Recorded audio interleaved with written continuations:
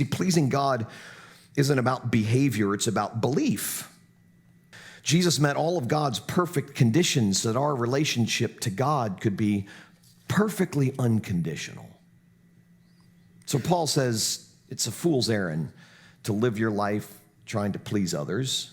That's slavery. But there's a much deeper slavery than that Paul addresses, and that's the deep slavery of trying to gain God's approval by what we do, by who we become, by what we don't do, and those sorts of things. You see, real slavery is living your life trying to gain favor, either from others or God.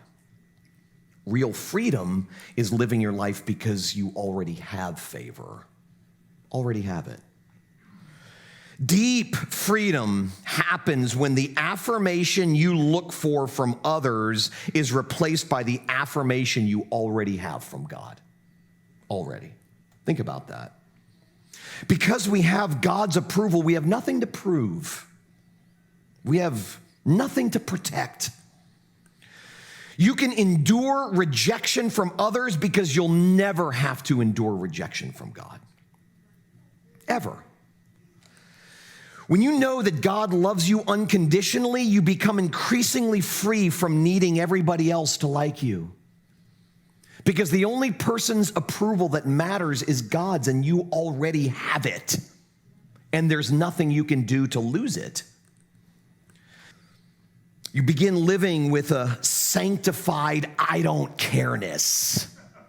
Okay, now an unsanctified I don't care-ness is just sort of indifference. But a sanctified I don't care-ness, it's powerful, powerful. You start to feel freer to say what you want to say, to do what you want to do, and pursue what you want to pursue without being overly concerned with what everybody thinks. You start feeling freer to be exactly who God made you to be, to express yourself the way you want, to dance, to laugh, to cry, to vent, to like what you like, and to be okay with not being okay. You stop feeling the pressure to pretend. You start taking off your masks and becoming more real. Because we hold the winning hand, we can afford to lose and be unpopular. What other people think doesn't matter. What God thinks does matter, but he tells us what he thinks about us.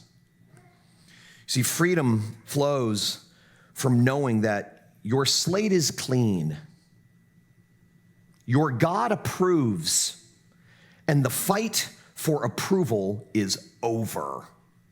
Over. It is finished. So like Paul, I can say, I don't care what you think. I don't even care what I think. I only care about what God thinks. And God has told me what he thinks of me. He says, Tullian, I love you, but I also like you. You're mine. I made you exactly the way I wanted to. And you are forever approved because of what I've done for you. You're in forever. So live. Be yourself. He made you. He designed you specifically. You don't have to work to get his approval. You already have it. So be you. Live. Live in the freedom that has been given to you.